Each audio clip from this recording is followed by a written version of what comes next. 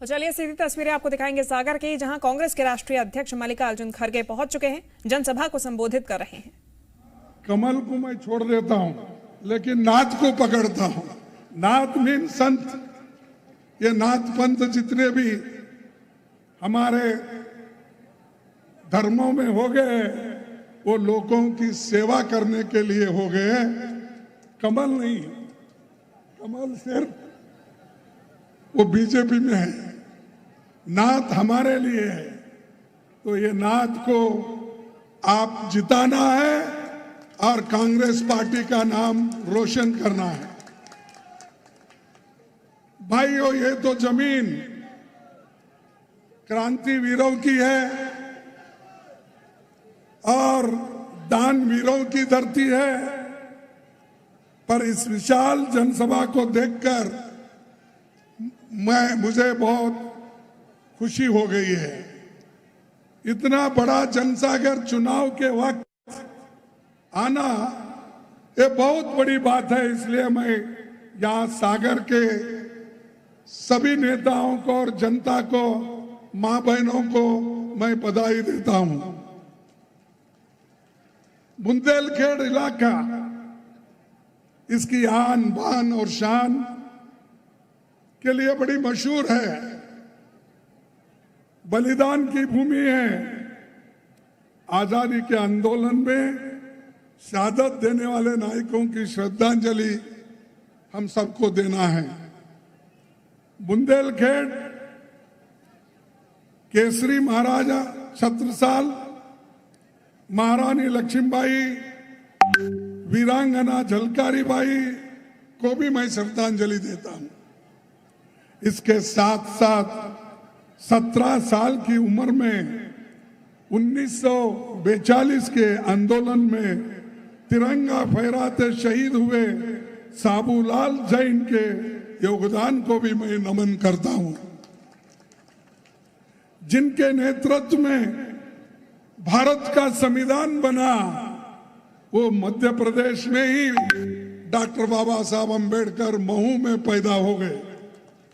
ये भी बहुत बड़ी, यानी हर संत रविदास से लेकर बाबा साहब अंबेडकर जो गरीबों के बारे में सोचने वाले और देश के बारे में सोचने वाले, मानवता के बारे में सोचने वाले सभी संत और कानून के तौर पर सभी को मदद करने वाले लोग यहाँ पर पैदा हुए हैं, जिनके नेतृत्व में भारत का संविधान बना। और आज हम लोग उसकी रक्षा के लिए ठहरे हैं, क्योंकि चंद लोग संविधान को बदलने की भी कोशिश कर रहे हैं, लेकिन वो तो हो ही नहीं सकता, इसलिए कि देश के 140 करोड़ लोग उसके संरक्षण में जिंदा है, सपोर्ट करते हैं। और संविधान निर्माताओं में डॉक्टर हरि सिंह गौर जी भी थे। उन्होंने बुंदेलखंड की धरती पर जिंदगी भर की कमाई लगाकर मध्य प्रदेश का पहला विश्वविद्यालय स्थापित किया। मैं डॉक्टर गौर को विशेष तौर पर नमन करता हूं।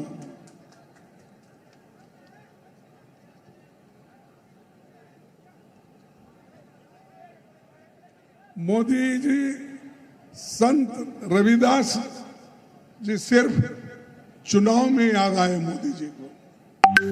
भाई, आप 9 साल प्राइम मिनिस्टर है और चौहान भी 18 साल से यहां पर हुकूमत कर रहे हैं, लेकिन रविदास के मंदिर बनाने का याद अब आपको आया। क्यों आया? कि चुनाव आ रहे हैं, चुनाव के लिए रविदास जी को याद कर रहे हैं। यहां उनकी कोई स्मृति बनाना या यहां पर उनकी कोई मंदिर बनाना या उनके नाम से कोई एक संस्थान बनाना, यह नहीं था उनका मकसद। उनका मकसद वोट खींचने के लिए, वोट लेने के लिए क्या करना, वो काम मोदी जी हमेशा करते हैं, यहां भी करके गए हैं।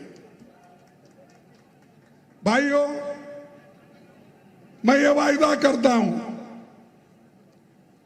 अगर मगर नहीं आने वाली है पार्टी, मेरी पार्टी की सरकार यहां बनी तो पहला ये होगा, उनके नाम से एक विश्वविद्यालय यहां पर खोला जाएगा।